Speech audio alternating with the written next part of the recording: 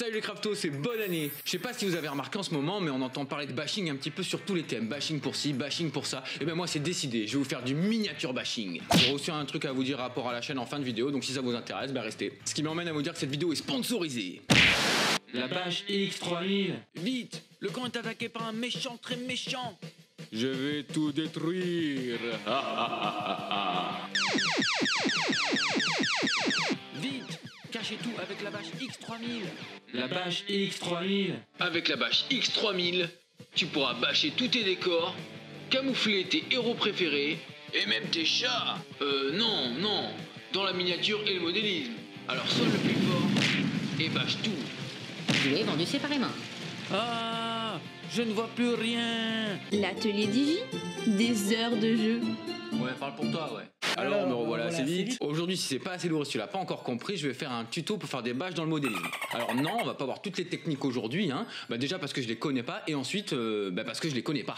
Il s'agira donc d'une seule et même technique sur deux structures différentes, un support plein qui représentera des petites caisses de munitions faites en polystyrène extrudé et un autre support qui sera une armature en fil de fer gainé habituellement utilisée pour le jardin que là je mettrai en forme pour faire l'arrière d'un camion ou une tente militaire par exemple. Tout ça pour pas cher et ultra facilement, c'est donc un épisode des tutos pas cher. Alors pour ce tuto tu auras besoin de ton support, voilà les miens, de notre bien aimé colle blanche habituel, d'un récipient assez large et assez bas pour que tu puisses étaler ta bâche. Un emballage de fromage en tranches fera parfaitement l'affaire. Gratuit. D'un autre récipient un peu plus petit pour faire ton mélange. La sauce soja d'Enem les gars. Un ou deux pinceaux de chip, du scolaire. Il faudra aussi des mouchoirs ou des compresses stériles. De la peinture acrylique.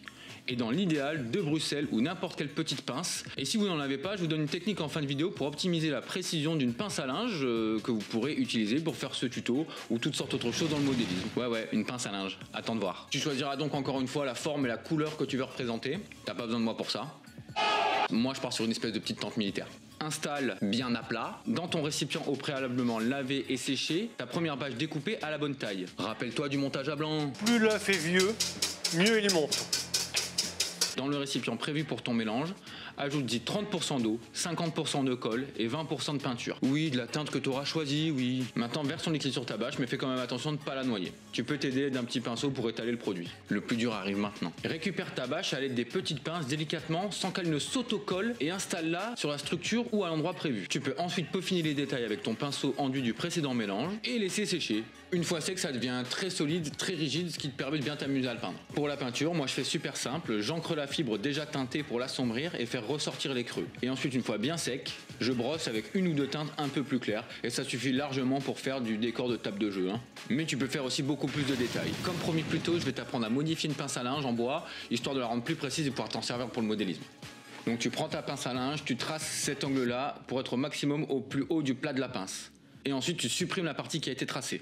Le fait de supprimer cette partie rend la pince beaucoup plus précise à utiliser. C'est donc un avantage en ce qui nous concerne. Et ça c'est gratuit, c'est l'atelier qui offre quoi. Voilà, les tutos sont maintenant terminés. Je vais pouvoir maintenant t'expliquer un petit peu ce que je voulais te dire en début de vidéo. En fait je pense que je vais changer le nom de la chaîne de l'atelier Digi à...